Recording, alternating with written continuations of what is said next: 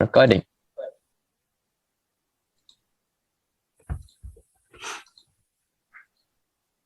All right.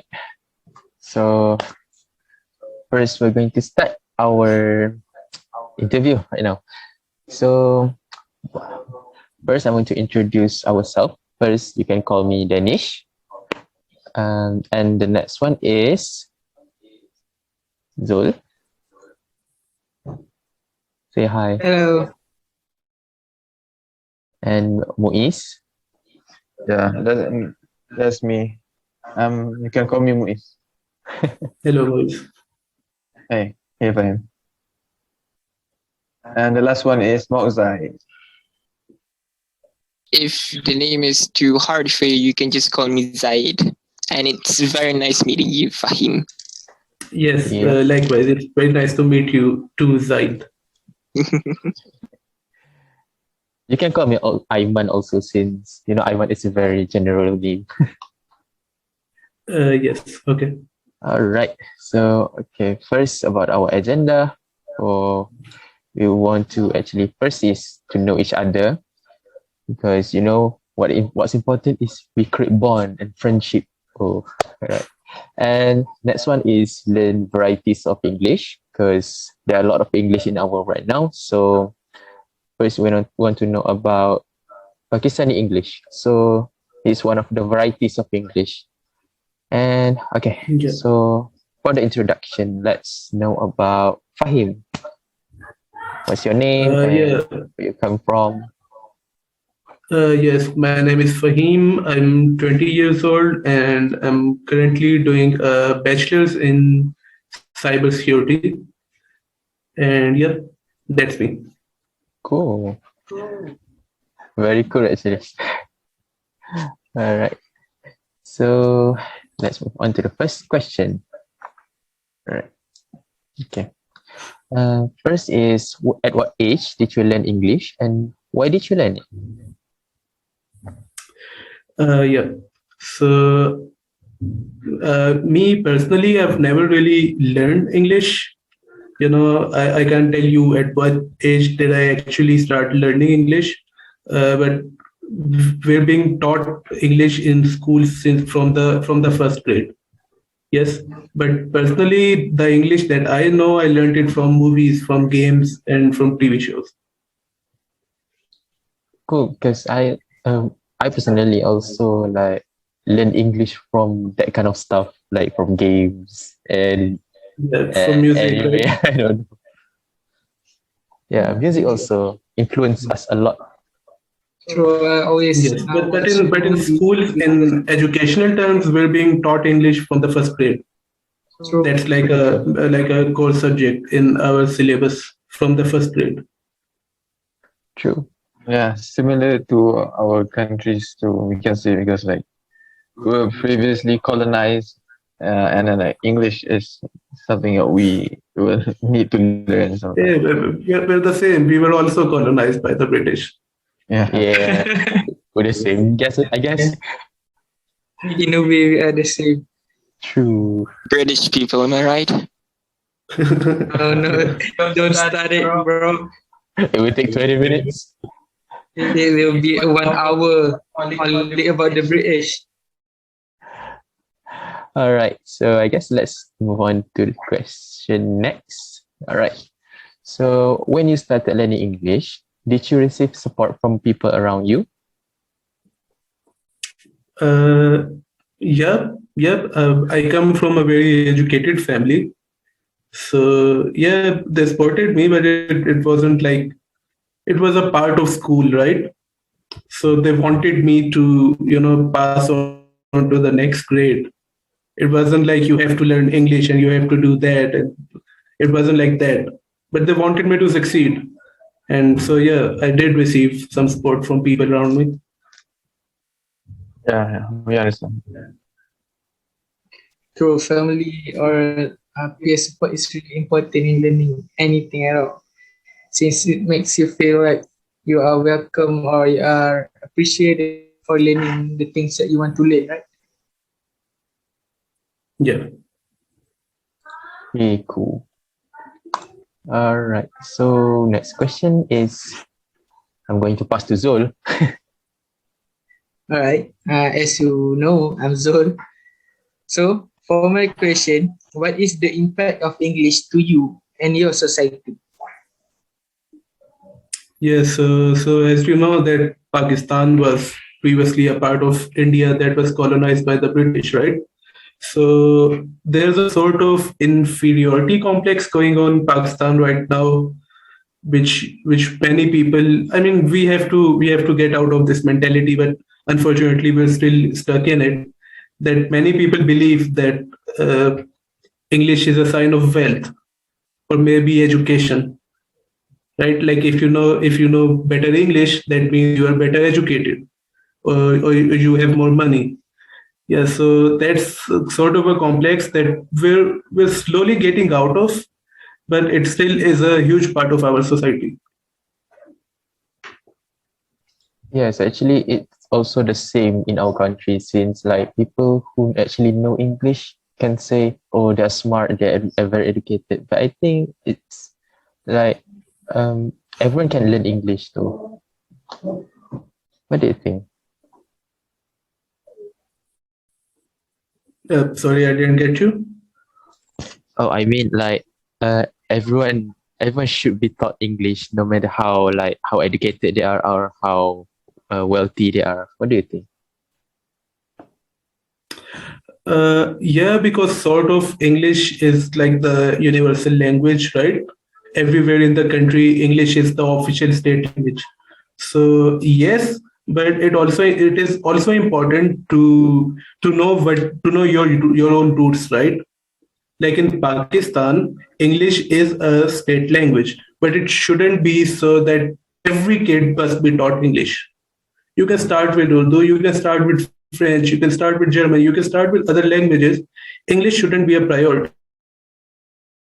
But yeah, if you talk about internationally, then yes, English is sort of as it.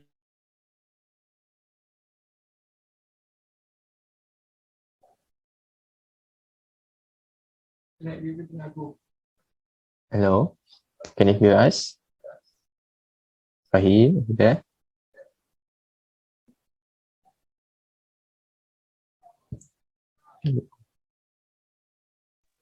I think maybe there are some internet connection problems. Yeah, it's just technical So problem. let's wait for a few minutes.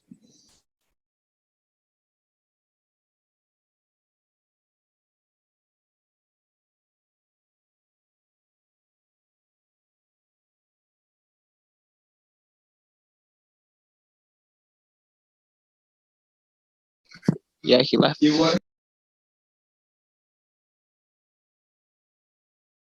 Yeah, Fahim, are you there? No, he left. Only 4 participants right now. He left. So I think we need to add him back.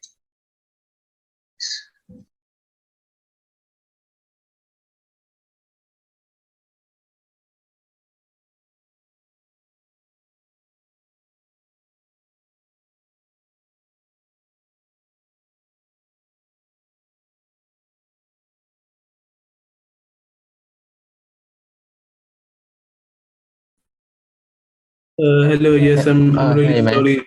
It's Internet okay. kind of. It's okay. It's okay since even us are having some internet problems, so it is understandable. So, can you repeat your answer again to Danish question? Yeah, what was the question? It doesn't matter your social status, whether you are rich or poor, should you learn English or not? It sort of is connected in a sort of weird, unfortunate way. So the upper classes of Pakistan, the rich people, they are generally they prefer English as to Urdu or other languages in Pakistan, right? So it's sort of a mentality here that if you're rich, you have to know English, right? If you're not, then you're considered illiterate. And I don't think it's just Pakistan. I think every other British colony or every other country that was a British colony has suffers from this issue. Yep. Yes, I think it's agreeable that way. It is a fact. Yep. So let's proceed to the next question. So for this question, how do the locals view English, and are there any stereotypes? When you, as I previously said, when you talk about the common people, the middle class, the lower middle classes, English is actually, it depends, right? It depends on the area. So if you go to some village or some backward area in Pakistan, people will actually have a lot of prejudice against you just because you speak English. Because there's this sort of notion that if you speak English, you are agreeing with what the British did. Right? The older people, they think that. Okay, if you speak English, they already have some sort of prejudice against you. But if you go to a lot of modern areas, big cities, that's not really a problem. No one really cares. All right, I understand.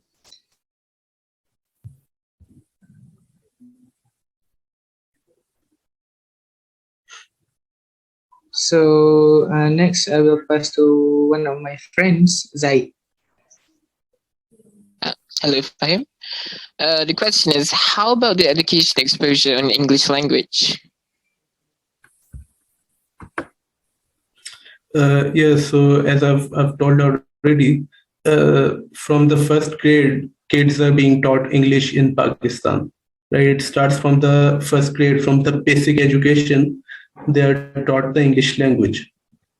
So it's good in a way, but it also, I personally think it's also bad.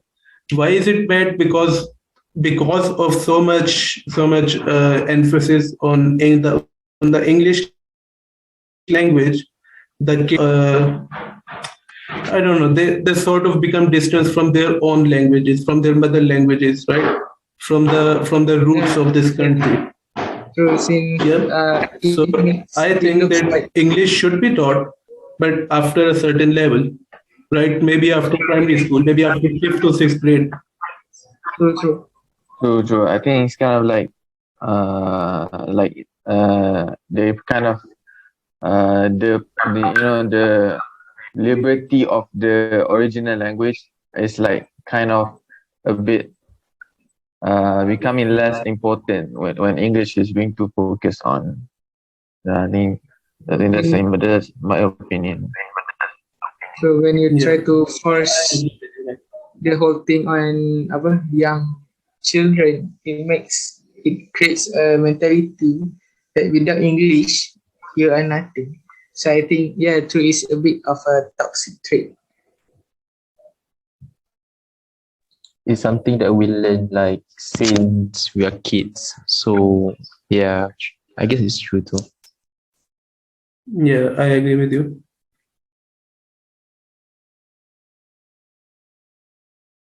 Next question. In your opinion, do you think your accent affects your English?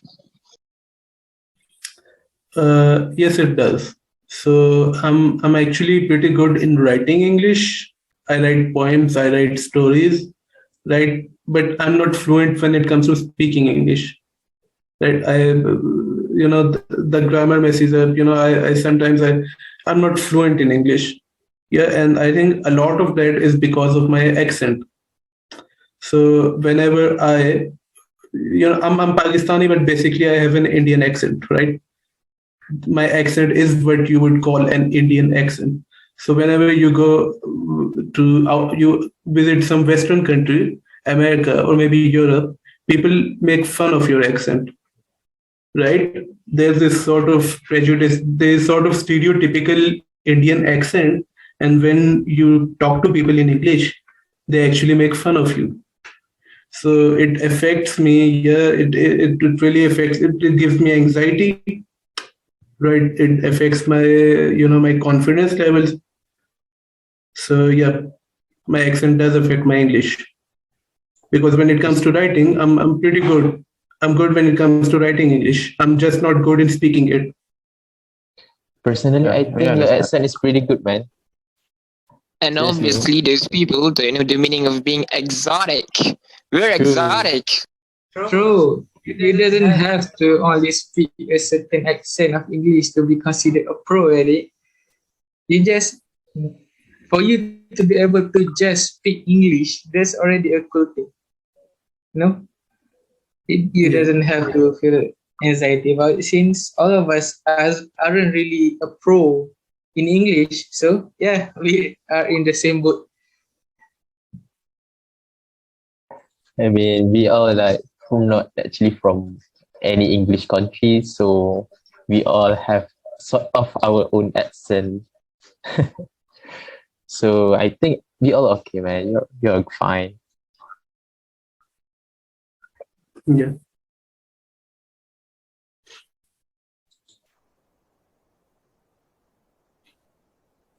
So next, Muiz will ask the question.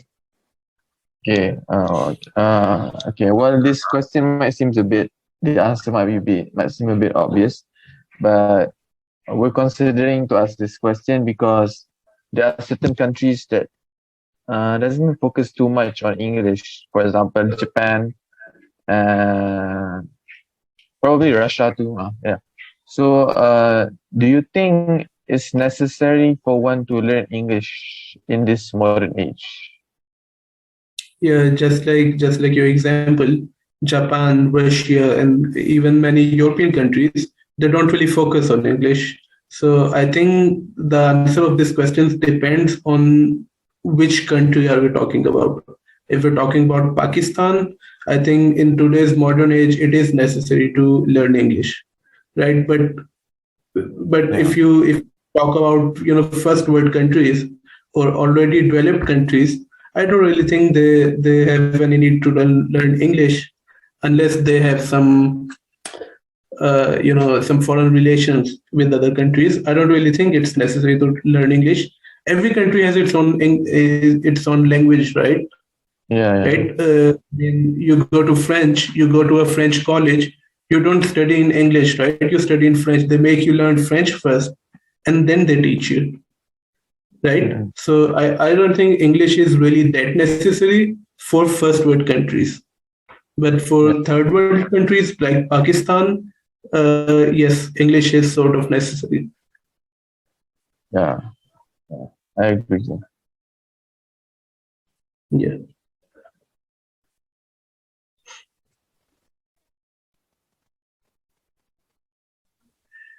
Next, I guess I also ask this question. Okay, so now, mm, there are still varieties of English language. For example, like Australian English,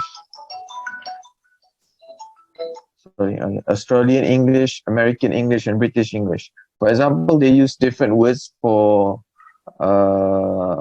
for for one word. For example, like they call like the Americans call sweets as candies, and British call it as a sweets, and Aussies they call it lollies, right? So are there any words that are unique to your country that are English words but only Pakistanis use them? I hope. Not really, man. I think this sort of question would only apply to countries with native language that is English, right? Yeah. Britain, America, or Ireland, or Australia, or even New Zealand, maybe they might have their own slang because English is their native language, Yeah. right? But not really Pakistan. No, I don't think there's any words that are specific to English Mm. to Pakistan. Yeah. Yeah, I get what you mean. Yeah, because in Malaysia we also have this one word. It's not actually a word, but just do you know like a brinjal? I don't know if that's called brinjal. The you know the purple thing, the purple vegetable. In Malaysia we call it aubergine. Ah, yes, Auber- yes, I do know that. Because in Aussie they call it differently. In America they also call it differently. So in Malaysia only we call it aubergine. I don't know why, or brinjal. Yeah. Maybe I, because I, of I know the the different. Pakistanis and these sort of words, man. That's okay. It's fine.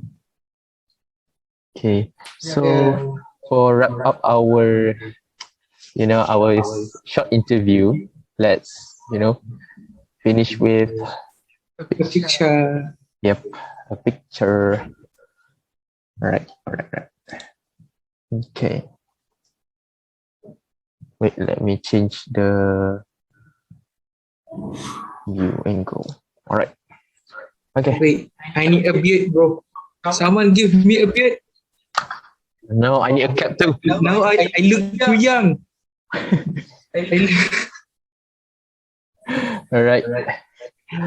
Forget the beard. Let's go. All right. 1, 2, 3. All right. Done. Right. Thank you, Fahim, for taking your time to. Yeah, thank you very much. Yeah, thank you very much. Oh, Yeah, I mean- before that, I need to ask you something. Like, do you have any Pakistani word that you can teach us? A friend, meaning a friend at least. Yeah. Can you repeat the question? Like any sort of Pakistani word or a phrase, for example, just to like share with us. Urdu word, right? The language that we speak. Urdu. Yeah. We speak Urdu, and there's a word called Jani. Jani. Jani. What does it mean? Jani. So Jan, just Jan means love, but when you add an I at the end of Jan, it becomes Jani, and you can call it to a friend, right? It means friend. Also, it's love in a friend Yeah, way. very informal. Yeah. You mean Basically, romance? a relationship. Yeah. Well, let's go, my Respect. bro Jani. I like that. Yeah. Yeah, that's cool. I have I want to another teach question. you one of my word. The word is makan budu. Makan budu. Makan budu. Out of all words. Out of I will all call the words that we can Fahim, are you there? eating voodoo. Itu Mat. Yes, I'm here. Yeah, can you hear what Zul said? No, sorry, I couldn't hear. Can you repeat? The word is makan budu. Makan Budu. gudu. Budu, Yes. budu. What Budu. does it mean? Makan means eat, and budu is fermented shrimp paste that we eat with fried fish. Okay. Fried fish, hot rice. Now I'm hungry. Yeah, if you ever come We to all Malaysia, do. do come eat voodoo with us. Yep. If you came to Malaysia, let's eat budu together. Yeah, definitely. I will come to Malaysia. Yeah. Oh, and I have a question. It's about it's about what you're learning right now, the cybersecurity. What is that exactly? Is it like defending a site from being hacked? At least that's what I think whenever the word cybersecurity comes up. Yeah, What exactly does cybersecurity stand for? Yeah, so we're living in a cyberspace, right? The current era, it's called the cyberspace, right? Everything that we do, it's digital, right? Like we're talking on a Zoom meeting, right? When you have to talk to a friend, you call them, right? You don't send letters anymore, right? You know what? So Tahu. Dah. So yeah, so security of a cyberspace is called as cybersecurity. So it includes preventing websites from hacking. It includes the preventing data leaks and stuff like that. It's very basic, very simple stuff. That does not sound basic at all. That sounds extremely complicated. No offense, but I'm pretty sure you're much more smarter than all four of us combined. Not really, man. Not really. Of course, man. We are English student, bro. Not some IT student. Yeah, we just major in English. That's cool. Yeah, we all have our own pros and cons. The assignment